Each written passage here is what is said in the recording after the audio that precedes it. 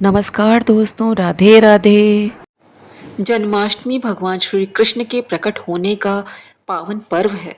इस दिन भक्त अपने नंदलाल को विशेष प्रेम और भक्ति से सजाते संवारते हैं, उन्हें भोग अर्पित करते हैं और उनके जन्मोत्सव को उल्लासपूर्वक मनाते हैं। श्री कृष्ण को प्रसन्न करने के लिए मिठाई, माखन, मिश्री, पंचामृत, फल, धनिया की पंजीरी और अन्य कई व्यंजन बनाए जाते हैं।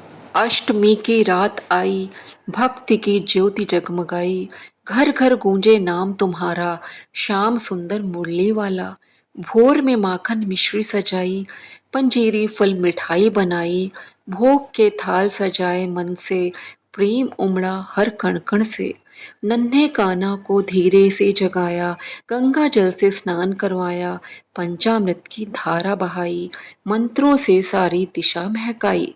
मोर मुकुट और पीतांबर ओढ़ाया, फूलों की माला बांसुरी सजाया। बालक रूप में कितना प्यारा, देख सभी ने मन को हारा। धूप दीप आरती उतारी, भजन कीर्तन गूंजे भारी। रात 12 बजते ही आया, नंद घर आनंद छाया। शंख घंटी जयकारा गूंजा, पालने में कन्हैया झूला। भक्ति प्रेम आनंद की धारा, हर दिल में बसा मुरली वाला। दोस्तों, जन्माष्टमी के दिन कान्हा को प्रातःकाल पंचामृत से स्नान कराना चाहिए। इसके बाद उनका श्रृंगार करना चाहिए। जैसे आप रोज उनका पूजन करते हैं वैसे पूजन करिए। फिर यहाँ देखिए, उनका जन्म करवाने के लिए मैं यहाँ तैयारी कर रही हूँ। आप यहाँ पे एक थाली भी ले सकते हैं, उसमें सतिया बना लीजिए। अथवा आप कोई इस तरह से, जैसे मैंने यहाँ पे टोकरी ली, इसमें सतिया बना हुआ है, इस तरह भी आप ले सकते हैं। यहाँ हमने फूल रख दिए हैं, फूलों में ही हम कान्हा को यहाँ पर सुला देंगे, लिटा देंगे। कई लोग बैठा देते हैं। इन्हें पूरा ऊपर तक हम फूलों से ढक देते हैं। कई लोग खीरे को काट कर खीरे के अंदर इनको लिटाते हैं और फिर 12 बजे रात को निकाल के इनका पूजन करते हैं। यहाँ हमने देखिए एक पिलो रख दिया है, उसमें कान्हा जी को फूलों से ढक दिया। यहाँ हमने एक सिक्का ले लिया है, आप चांदी का या कोई भी साधारण सिक्का ले सकते हैं। फिर यहाँ पे एक खीरा ले लीजिए। यदि नारी वाला आपको खीरा मिलता है तो अति उत्तम है। यदि आपको नारी वाला खीरा ना मिले तो आप साधारण खीरा भी ले सकते हैं। अब हम यहाँ पर खीरे के अंदर से इनका जन्म नहीं दिखा रहे हैं भगवान जी का, इसलिए हम खीरे को वहीं पे जो टोकरी है उसके बगल में रख दे रहे हैं, या टोकरी के सामने भी रख सकते हैं। मैंने टोकरी में ही रख दिया है और बगल में एक सिक्का रख दिया है। अगर आप थाली में इनका जन्म करवा रहे हैं तो थाली के सामने इसको आप खीरे को रख सकते हैं। अब हम 12 बजे रात को शंख की ध्वनि करेंगे। इसके बाद कान्हा जी को उठाते हैं और इसके लिए हम यहाँ पहले से एक थाली तैयार करके रख लेते हैं। यहाँ हमने पीतल की छोटी सी थाली तैयार करके रखी है, उसमें सतिया बना लिया है। अब हम यहाँ पर देखिए खीरे को उसी एक सिक्के से, जो हमने सिक्का रखा था उससे नार से काट कर अलग कर रहे हैं। जैसे कि जब बच्चा होता है तब नार से अलग किया जाता है, उसको नाल काट के, इसी तरह से हम इसको अलग कर रहे हैं।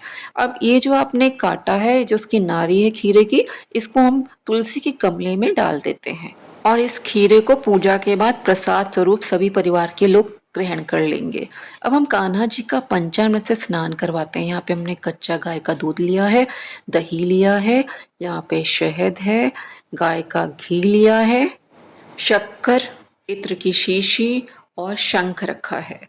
अब हम यहाँ पर स्नान करवा रहे हैं। पहले दूध से स्नान कराएंगे, फिर जल से स्नान करवाएंगे, फिर दही से स्नान करवाएंगे, फिर पुनः जल से, अब घी से, जल से, फिर शहद से, पुनः जल से, शक्कर से, फिर पुनः जल से। इस तरह से पंचामृत स्नान कराने के बाद स्नान के जल को हम चरणामृत के रूप में ग्रहण करते हैं। अब कान्हा जी का अंग पोषण करके हम उन्हें नए वस्त्र पहनाते हैं, उनका श्रृंगार करते हैं, पुष्पों का आसन देते हैं, इत्र लगाते हैं, अष्टगंध चंदन लगाते हैं, पुष्प चढ़ाते हैं, तुलसी दल चढ़ाते हैं, भोग लगाते हैं। भोग में तुलसी दल अवश्य रखते हैं, धूप दिखाते हैं, दीप जलाते हैं, आरती करते हैं, इन्हें पालने में बैठाते हैं। घर का प्रत्येक सदस्य पालना झुलाता है, बहुत शुभ माना जाता है। इस तरह से जन्माष्टमी का उत्सव मनाया जाता है। भगवान कृष्ण की प्रिय वस्तुएं, मोर का पंख, बांसुरी, गाय, ये सब भगवान के पास रखने चाहिए। तो दोस्तों, इस प्रकार साधारण विधि से आप घर में जन्माष्टमी पर्व को मनाएं और भगवान कृष्ण की कृपा प्राप्त करें।